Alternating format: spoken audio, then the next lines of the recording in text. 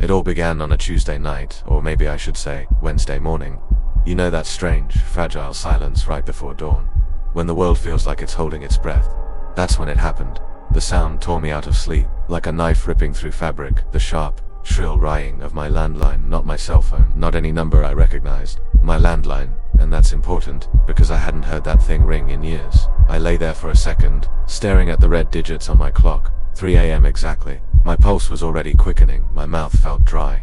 You know when your body knows something's wrong before your brain catches up? That was me. That the ring came again, cutting through the darkness. My first thought was, who the hell calls at this hour? My second thought, one I didn't like, was, what if something's happened to my family? I reached for the receiver, my hand trembling more than I'd like to admit. Hello. At first, there was nothing, just air, like the faint sound of wind moving through a long, empty tunnel, and then the voice. It didn't sound human, not exactly. The pitch shifted slightly with every word, as though multiple voices were speaking in unison, but just out of sync. It was a whisper and a growl at the same time. You will die. August 14th, at 3:21 a.m., the words hit me, like ice water poured down my spine. My instinct was to laugh it off, some sick prank, right? But even as I tried to muster a scoff, something about the way it said, the date, that precise 3:21 a.m. made my skin crawl. Who is this? I demanded, trying to sound more annoyed than afraid. No answer, just the faintest sound, like something dragging across a floor far away. Then, a click. Deadline. I sat there, breathing hard, staring at the receiver in my hand. My first impulse was to check the caller ID, but of course, it read unknown number, not even private, just blank. I put the phone back in its cradle, telling myself it was nothing, just a prank, maybe some teenager with a voice modulator, but deep down, I knew, it didn't feel like a prank. The rest of the night, I didn't sleep. Every creak in the walls felt louder, every shadow stretched a little too far. I kept glancing at the clock, watching the minutes crawl by, and when 3:21 a.m. came, I was holding my breath. Nothing happened, but that didn't make me feel better. It made me feel worse, because it meant I was waiting the next day. I told myself I'd forget it, pretend it never happened. But when night fell, something strange happened. My cat, usually cold at the foot of my bed, refused to come into my bedroom. She just sat in the hallway, staring at the phone. Not me, not the door. The phone. You've probably felt it before, that weird, sinking certainty that the air in the room has changed. Heavier, colder, as if something invisible just stepped inside, and deep down I already knew what was going to happen. The phone would ring again. The second night was worse, not because of what happened, but because of the waiting. All day, the thought of that phone call gnawed at me like a splinter in my mind. The more I tried to ignore it, the sharper it became. I'd glance at the phone, half expecting it to ring in broad daylight.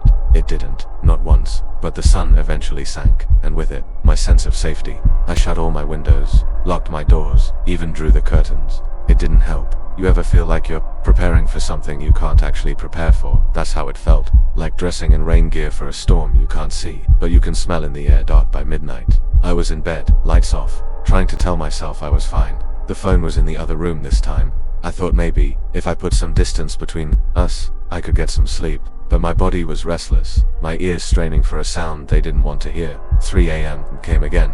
The phone rang. The sound sliced through the quiet like a knife, distant but still too close. I froze. For a moment, I thought about letting it ring, pretending I was asleep, but something, curiosity, dread, I'm not sure which, pulled me out of bed. I walked to the living room. My bare feet on the cold hardwood felt too loud, too real. The phone kept ringing, patient, like it knew I'd answer. I picked it up. Hello. At first silence again, then that sound, that impossible, not quite human voice. 13 days. My mouth went dry.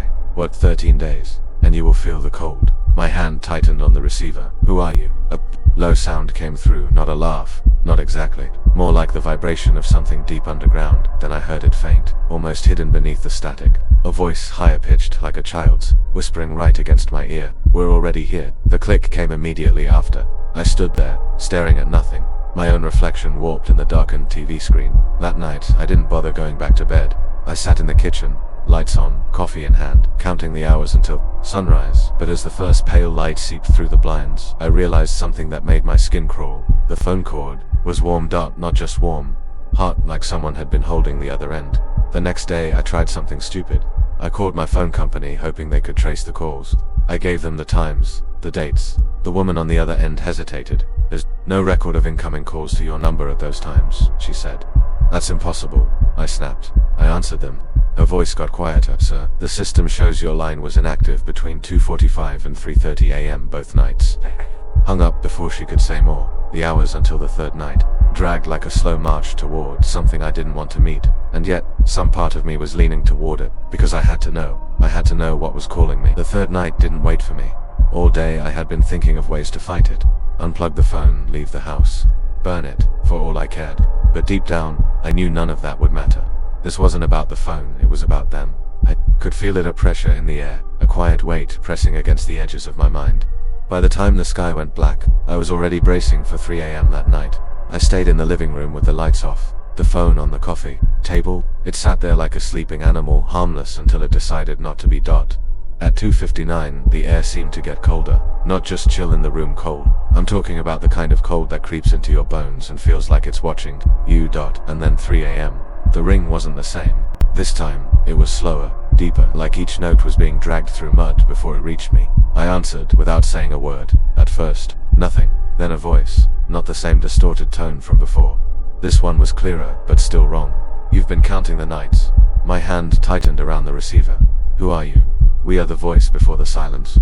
Something shuffled in the darkness behind me. I froze. The sound was faint but close, like someone brushing their fingertips across the wall. I turned, heart pounding, phone still pressed to my ear. The room was empty, but the sound didn't stop. It was circling me. The voice on the phone spoke again, almost gently. "Look out your window." My first instinct was to say no, but my legs moved before my mind could stop them.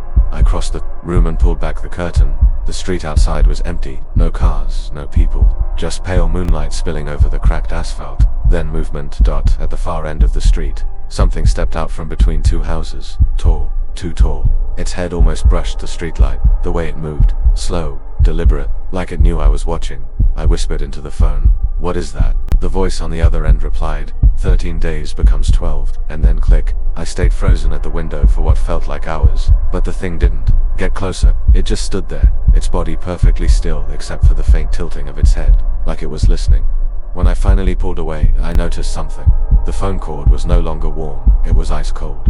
That night, I slept with every light in the house on, but somewhere, in that fragile space between wakefulness and dreams, I swore I heard the phone ring again, and I swore I heard footsteps in my hallway. By the fourth night, I wasn't just afraid of the phone, I was afraid of time. Every clock in my house seemed to tick louder than it should. Each second dragged its feet, stretching the hours like melted wax. And the closer it got to 3 a.m., the more I felt it, a kind of static under my skin, like my body was a radio tuned to the wrong frequency. I thought about leaving, driving somewhere far away. But you know what stopped me? That single sentence from the night before. 13 days becomes 12.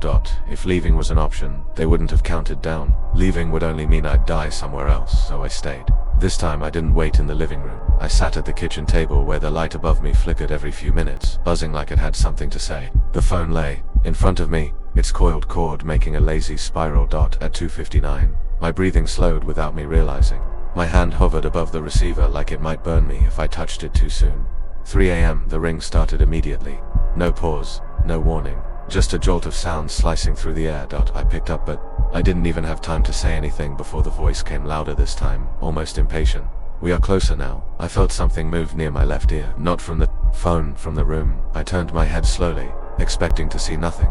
But there, in the kitchen doorway, the darkness was different. It wasn't the soft, harmless dark of an unlit room. It was thick, like smoke, and it moved. "Who's there?" I whispered. The voice on the phone chuckled. A low, broken sound. "It's not who, it's where." My pulse thudded in my ears. "What do you mean?" The dark shape in the doorway seemed to lean forward, though I never saw it take a step. "Behind you." I whipped around, but the kitchen was empty. When I looked back at the doorway, it was empty too. For a moment I thought I'd imagined it, until I realized something. The phone cord was slowly lifting. Not snapping upward, not being pulled fast, just rising, like invisible fingers were running along it, curling it toward the ceiling. I dropped the receiver, it hit the floor, but I could still hear the voice. "You hear us now. Soon you'll feel us." And that's when it happened. Something brushed my shoulder. It wasn't hard or sharp. It was soft, like someone had run the back of their hand against me, slow enough for me to feel the shape of each finger. I bolted up, kicking the chair over, staring at the spot where it touched me. Nothing. The phone was still off the hook, the voice still coming through. 11, then silence. That night, I didn't sleep. I sat in the corner of my bedroom with a kitchen knife in my lap, lights blazing, eyes fixed on the door.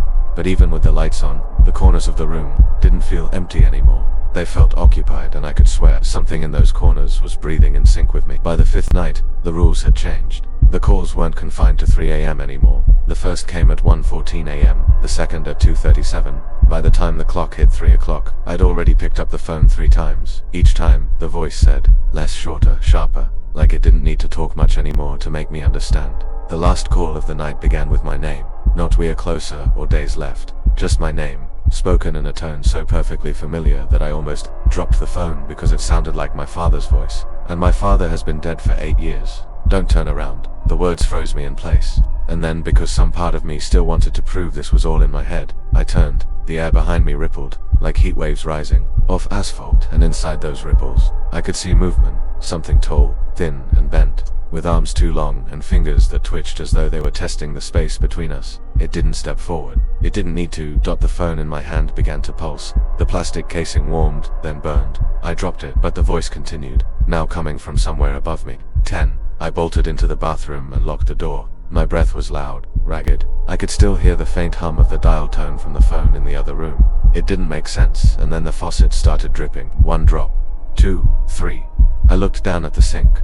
The water wasn't clear. It was dark, almost black, and thick, as if someone had poured ink into the pipes. I backed away slowly, eyes locked on the drain, because deep inside the metal spiral, I swore I saw something blinking up at me. That's when the banging started on the other side of the bathroom door, slow, measured, not with fists, with fingertips. 5 taps, pause, 5 taps again. I stood there, frozen, until the sound stopped. When I finally opened the door, the phone had been placed in the middle of the hallway carpet, upright, cord neatly coiled, as if nothing had happened. But I knew the truth. The countdown wasn't just about days anymore. They were counting how many times I'd survive hearing my name. The next night I stayed awake on purpose. Not because I wanted to, but because I knew if I slept I'd dream. And lately, my dreams had been echoing the calls. The phone rang for the first time at 3 a.m. sharp. I didn't answer. It rang again and again. By the 5th time, the sound wasn't coming from the phone anymore. It was coming from inside the walls. I pressed my ear against the plaster. That's when I heard them. 2 voices. One whispering from the left, one from the right, both using my name. The left voice was slow, almost gentle, like it was trying to comfort me. It told me it could keep me safe, but I had to trust it completely. The right voice was harsh, sharp-edged. It told me the other one was lying, that the only way to survive was to not listen.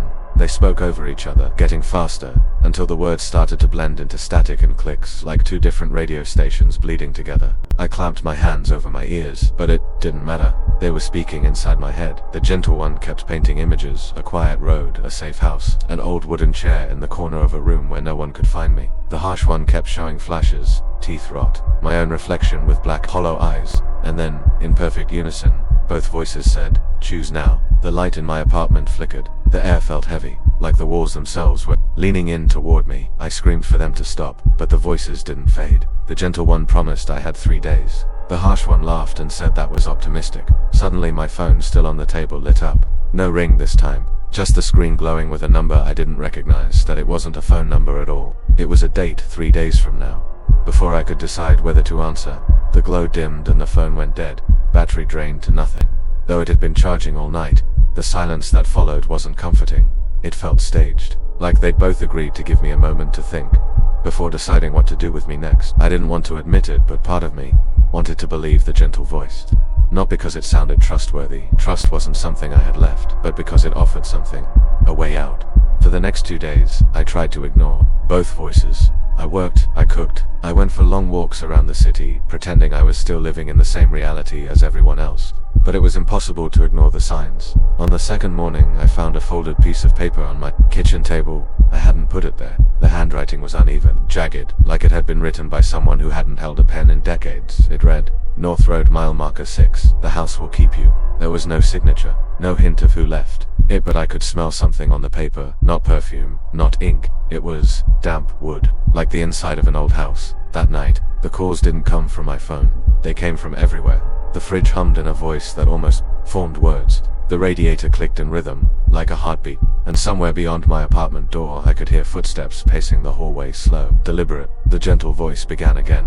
It didn't whisper this time. It spoke clearly, filling the air like it was standing right behind me. "Eat. Need to go tomorrow. Pack lightly. Don't tell anyone." I didn't move. My breathing grew shallow. Then, the harsh voice cut in, distant, but strong enough to push the other one back. The house doesn't keep you, it keeps you. I froze. The meaning clicked a second later, and my stomach turned cold. The rest of that night was quiet. Too quiet. And in the quiet I realized, they weren't fighting for me. They were fighting over me. The next evening, as the sky turned grey, I found myself driving out of the city. The road signs blurred past. Mile marker 4, mile marker 5.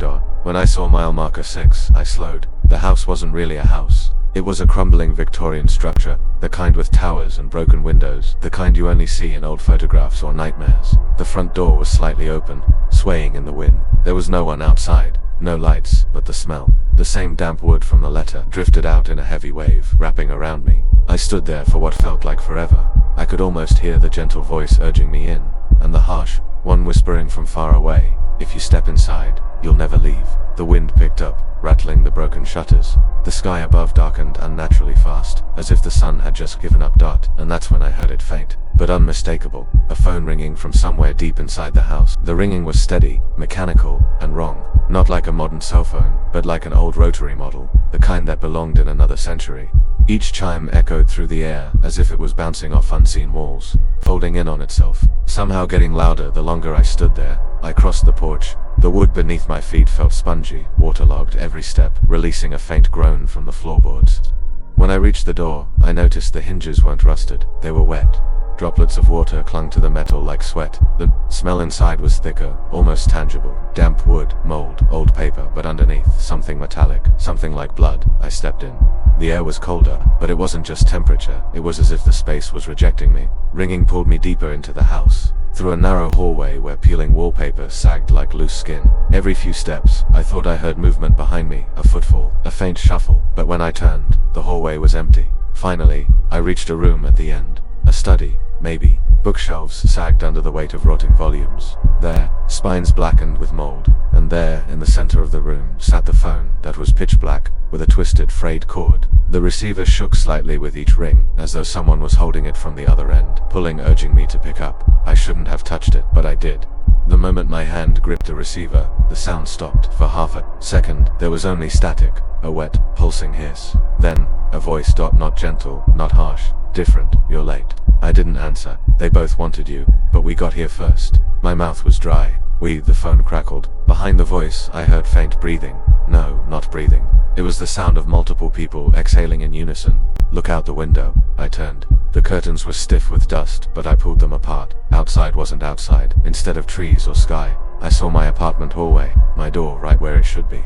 Except, something was knocking on it slowly. 3 knocks, then a pause. 3 knocks, 3 knocks again. I spun back toward the phone, but the cord was no longer attached to the base. It was attached to the wall, vanishing into a dark, gaping hole. The voice whispered one last thing before the line went dead. "They're almost here." The house groaned. Somewhere upstairs, I heard footsteps, not pacing now, but moving directly toward me. I didn't run at first. I wanted to, every instinct screamed for it, but my body froze. Listening. The footsteps upstairs weren't hurried. They were measured, deliberate, as if whoever was up there knew I couldn't leave. The house felt smaller, as though the walls had shifted closer since I arrived. Then the smell hit me. That same damp, metallic temp, sharper now, so strong it burned the back of my throat. It wasn't just the air. It was coming from above. A faint drip began, slow at first, then faster. Something was leaking from the ceiling. When it dropped, landed on my hand, I saw the dark red smear against my skin.